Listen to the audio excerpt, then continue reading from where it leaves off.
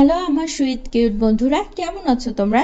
নিশ্চয় আমার গল্প শুনে শুনে খুব সুখ নিচ্ছ আর আনন্দে আছো, তাই না?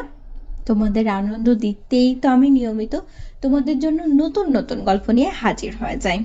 তো চলো, তোমরা যারা এখন আমার চ্যানেলটি সাবস্ক্রাইব করনি তারা প্লিজ প্লিজ প্লিজ আমার চ্যানেলটি সাবস্ক্রাইব করে দাও। চলো তাহলে দেরি না করে ভিডিওটি জলদি জলদি করে লাইক করো আর চ্যানেলটি সাবস্ক্রাইব করে দাও। ধন্যবাদ।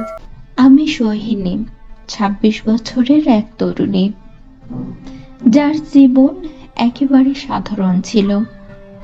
আমাকে নিয়ে কখনো কোনো বড় ঘটনা হয়নি, তবু আমার জীবনটা অনেক সুন্দর ছিল। কিন্তু কিছু মানুষ, কিছু কিছু ঘটনা আমাদের জীবন বদলে দেয়। আমার জন্য সেই মানুষটি ছিল অরুণ। অরুণের সঙ্গে প্রথম দেখা হয়েছিল একটি সন্ধ্যায়। আমি তখন একটি বড় প্রতিষ্ঠানে মার্কেটিং ম্যানেজার হিসেবে কাজ করতাম। একদিন অফিসে একটি নতুন প্রজেক্ট আসলো। সেখানে আমার সঙ্গে যোগদান করতে হয়েছিল অরুণকে, যিনি ছিলেন সেই প্রজেক্টের প্রধান। প্রথম দিনই সে আমার তার অদ্ভুত অথচ আকর্ষণীয় দৃষ্টিতে মনোযোগ আকর্ষণ করেছিল। তার চোখের মধ্যে এক ধরনের গভীরতা ছিল যা আমাকে এক অদ্ভুত ভাবে টানত, তবে আমি বুঝতে পারিনি ঠিক কি কারণে। প্রথমে যখন আমরা একে অপরের সঙ্গে কথা বলেছিলাম তখন কিছুই বিশেষ মনে হয়নি, তবে কাজের পরিবেশ, সে যে ধরনের মানুষ ছিল তার থেকে অনেক কিছু জানতে পেরেছিলাম। আমি তাকে আরো বেশি মনে রাখতে শুরু করলাম। তার কাজের প্রতি তার প্যাশন, তার মনোভাব, সবকিছু ছিল আমাকে আকর্ষণ করার মতো। কিন্তু অরুণের সাথে সম্পর্ক তৈরি করাটা ছিল বেশ কঠিন, কারণ তার মধ্যে ছিল একটা রহস্য, একটা আবেশ যা কখনো পুরোপুরি বুঝতে পারিনি আমি। একদিন আমরা একটা কাজের জন্য রাতভর অফিসে বসেছিলাম। সেদিন রাতে আমাদের মধ্যে এক অদ্ভুত সংলাপ হয়। সে বলে, তুমি কি জানো সোহিনী, আমি খুব কম মানুষকে বিশ্বাস করি। আমি জিজ্ঞেস করেছিলাম, কেন? সে বলল, কারণ আমি জানি না মানুষ কখনো একে অপরের সাথে কেন পরিপূর্ণ হয়ে থাকে। তার কথা শুনে আমি বেশ কিছুক্ষণ চুপ ছিলাম। তার মধ্যে একটা রহস্য ছিল যার গভীরে আমি কখনো পা দিতে পারিনি। কিন্তু তারপরও অরুণের প্রতি আমার অনুভূতি ক্রমেই বাড়তে শুরু করেছিল। একদিন হঠাৎ করে অরুণ আমাকে একটি ফোন কল করে বলেছিল, সোহিনী, আমার একটা খুব জরুরি কাজ আছে, আমাকে তোমার সাহায্য করতে হবে। আমি কিছুটা অবাক হয়ে বললাম, সে কি ব্যাপারে? তুমি তো সবসময় নিজের মতো করে কাজ করো, এমন কোনো জরুরি কাজ কেন? সে বলল, এটা তোমার জন্য খুবই গুরুত্বপূর্ণ, আমার সাথে এসো। অরুণ আমাকে একটি রহস্যময় স্থানে নিয়ে গিয়েছিল। আমরা একটি পুরনো ভবনের সামনে দাঁড়িয়েছিলাম, যা সেকেন্ড হ্যান্ড স্টোরের মতো দেখাচ্ছিল। সেখানে এক অদ্ভুত বাতাস ছিল। আমি জিজ্ঞেস করেছিলাম, এটা কি? সে বলেছিল, এটা আমার পুরনো স্মৃতি, এখানে কিছু রহস্য লুকিয়ে আছে যা আমি জানি। তুমি জানলে তুমি আমাকে আরো ভালোভাবে বুঝতে পারবে। তারপর একে একে অরুণ তার পুরনো জীবন ও রহস্যময় ঘটনাগুলোর কথা আমাকে বলেছিল। তাকে আমি বিশ্বাস করেছিলাম না,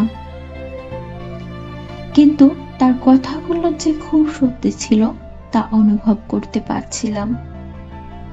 সে আমাকে এক একটি জায়গা দেখাচ্ছিল, যেখানে তার অতীতের রহস্যগুলো লুকিয়ে ছিল। এই যাত্রা আমাদের মধ্যে এক নতুন সম্পর্কে জন্ম দিয়েছিল, যা কখনোই সাধারণ ছিল না। আমাদের সম্পর্ক ক্রমেই গভীর হতে থাকলো। আমি তাকে আরো ভালোভাবে বুঝতে শুরু করলাম।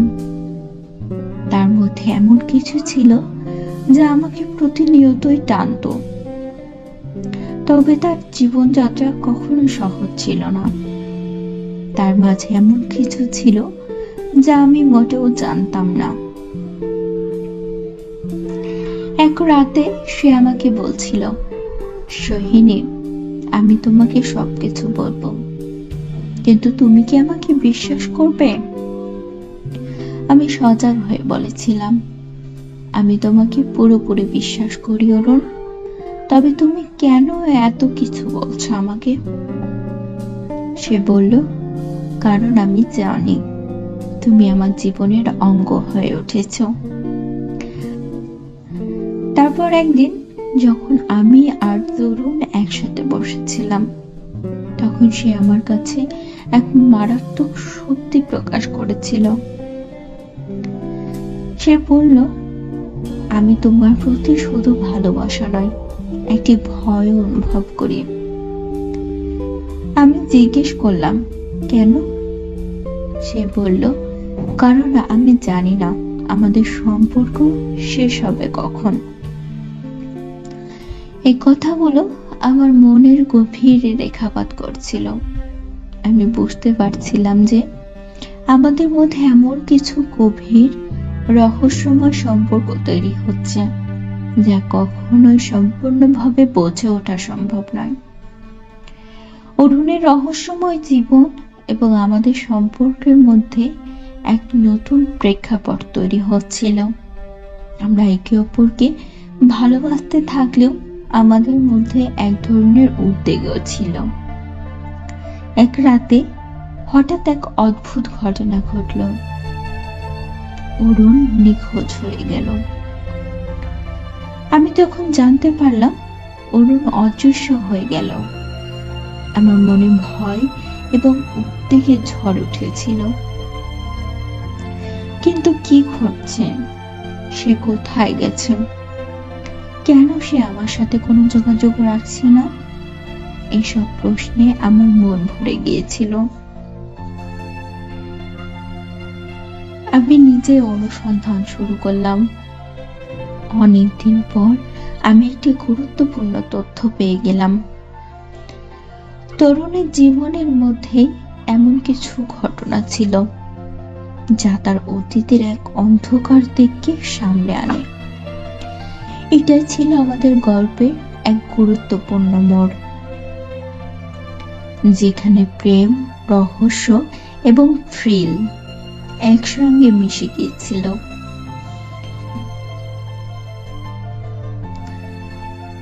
অরুণ ফিরে আসবে কিনা, আমার কাছে তার রহস্য স্পষ্ট করবে কিনা, এই প্রশ্নে সবকিছুই আমি নিজেকে হারিয়ে ফেলেছিলাম।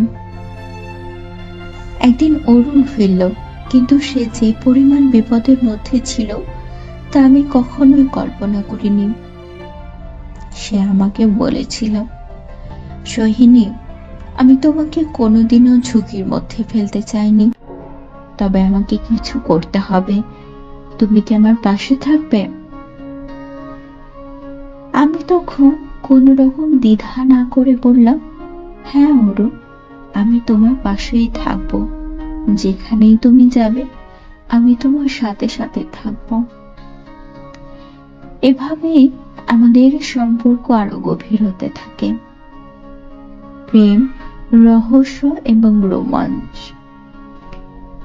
সব একসাথে এসে আমাদের জীবনের গল্পটাকে এমন একটি জায়গায় নিয়ে আসে যেখানে আমাদের জন্য কোনো কিছুই যেন অসম্ভব ছিল না।